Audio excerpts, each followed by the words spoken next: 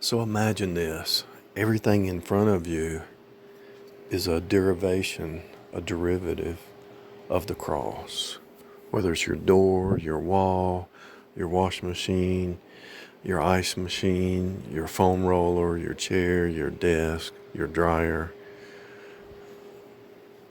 your lamps, your your plastic bottles, your refrigerator, whatever it is, your bowls, your dishes, whatever it is that you're looking at is a derivative of the cross. Imagine that. Even yourself, of what, and when I say of the cross, what I mean is what happened at the cross.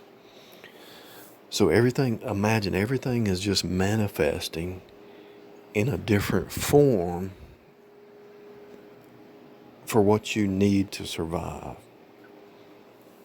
So God provided for you before the foundation of the world, and He knew everything that you would need to survive. Food, clothes, shelter, house, whatever. The trees, everything's made from the ground anyway. Trees, you make a house out of trees. Everything comes from the ground. So everything in the earth plane, the clay, the dirt, the rocks, the minerals, the plants, the trees, He gave you as a material realm reflection of what you are, because you came from the ground, to survive on, right? So the flesh profits nothing. So everything that comes from the ground is material, matter. Now he breathed life into the human, right? He breathes into animals and so forth. But the saved person gets the spirit. And so the spirit's outside the terrestrial plane. The spirit's in the ether of the word, the spirit. And so everything around you is a derivative of the Lamb slain before the foundation of the world. So everything around you is created to sustain you and to bring you back to God. Because God made man, He knew man would fall, but He made a way of escape before the creation to draw you back to Himself. So imagine everything in front of you is a drawing, a pulling, a boomerang. These objects are hitting your eye gate, your ear gate, your touch, your five senses. So the objects are hitting your five senses to bring you back to your senses. And so if everything in front of you is a derivative of that same source code event, then what you're in is a holographic projection that's taking care of you while you're in this simulated training program that's to turn you back from the flesh mind to the spirit mind, to birth you from the material realm to the spirit. And that process of birthing you, moment by moment by moment by moment, that is the travailing, that is the traveling. So you're not really moving anywhere. The objects around you are moving. Yes, there's buildings and signs and streets that have been put in place, just like the video game Second Life. The objects around you are put in place, right? Because a pattern was created, and just like a tree or a sign is stable and upright and firm. You have the water, which is the waves. You have the land, which is steady. And so just like the second life, you see in the Bible that God had transported people. Elijah, Enoch. You hear about people being transported, right? That's not an odd thing, because it happened in the Bible many times. In the New Testament, the Ethiopian eunuch was witnessed to because somebody was translated. So my point is, everything in the natural is a projection to sustain you, because you are of the natural, in the natural. But man shall not live by bread alone, but by every word that proceeds out of the mouth of God. So that tells you the word is your sustenance. You might need some bread and water to keep your body going, but your real source is the Word, the Spirit of God. Now, the projection is tied to your heart, to your thoughts, to your words. And so that projection can be manipulated. And you can change the outcome of patterns that people tried to sow in your life as a child by renewing your mind. So as you renew your mind, as you renew your inner man, the outside has to adapt, because you're not even that person anymore. The old person is dead. Now, yes, there will be situations where they try to bring back old identities or old habits or they'll try to pull you back into fear, doubt, worry, whatever. But that's not who you are. So what you do is you just keep on moving on and pressing on, and you know that it's all going to work out because God's in control.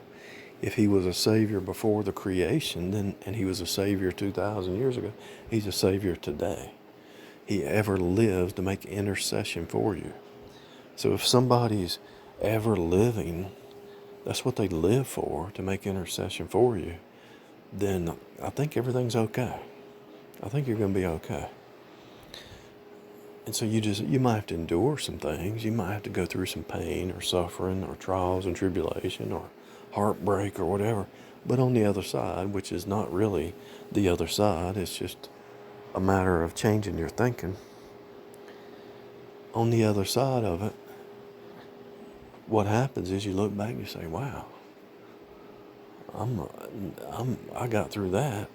And I look back and it really wasn't as bad as I thought it was. But if you live in the past, Apostle Paul said, pressing forward, forgetting those things which are behind, he presses on. So when you look forward, because just looking forward is still looking backward or looking at the present, there's no such thing as future or past. When you get in the spirit mind, it's all right now. But in the flesh mind, it's dread or future past. But no matter where you're at, you're still in the now. And that's the reality of what we're in. It's a Turing machine. So the experience of the cycle is no different than a birthing cycle. It's no different. So when you're in the womb of the woman, you're not aware of time. You're just being birthed. The woman's going through the cycles, right? So the earth is going through the cycles until Christ be formed in you. And so the earth plane is going through the cycles, but you're actually just being birthed from moment to moment to moment. So you are being transformed, whether you like it or not. It's happening all the time. And so you can hurry up the process by getting in the Word and rightly dividing it and getting the truth, the whole truth, and nothing but the truth, the absolute truth. And when you do that, then you're ahead of the curve, right? And if you're ahead of the curve, what does that mean? You lead. And so when you get in tune with the universe and the program, the plan, the sanctification process, then you're pretty much taking the lead, right? That's what's happening. Because everybody else is all worried about the politics and the news and the cares of this life and worried about he said, she said, and everybody else is all distracted with the cares of this life when you're looking above, setting your affections above. And it's like you see them crying and complaining, and you have compassion on them, but you know that it's just birthing pains. It's just like the baby crying when it comes out of the womb. It's got to grow. And so you feel sorry for them, and you can help them if you have opportunity to help them. But it's just birthing pain. That's all. That's all it is. And so everything in front of you is a projection from that same point. So if everything's a projection from that same point, then no matter where you are, you're still at the same point. And so that's why it's a hologram. Yes, you can walk inside the hologram, but notice the horizon never changes. Notice when you look in the mirror, the up and down never changes, but the left and right is a mirror image. So the up and down is steady. The left and right can be changed. Think about that. Why is it when you look in the mirror, the up and down doesn't change, but the left and right does? Because there's an up, there's a heaven, and there's a hell. The left and right is just face to face, birthing you in to be upright. The object lesson of the mirror is you can either be upright or you can be flat, laying down. You can stand upright or you can lay down. The mirror, the left and right mirror, is face to face, pushing out the upright state of mind. You see what I'm saying? That's what's happening, people. It's right here. All you have to do is just tie in, just click into it. Cut off the noise, cut off the music, cut off the TV, and just get in a state, a mental state of listening for God to speak. He's always speaking. God is always speaking because everywhere in front of you is a derivative of the Word. Everything in front of you is a word. Word up. Word press. Word craft. Word puzzle. Crossword puzzle. Everything's a word. Body language. Everything's a word. Everything's a character. Everything's a script. Everything's a compilation. Everything.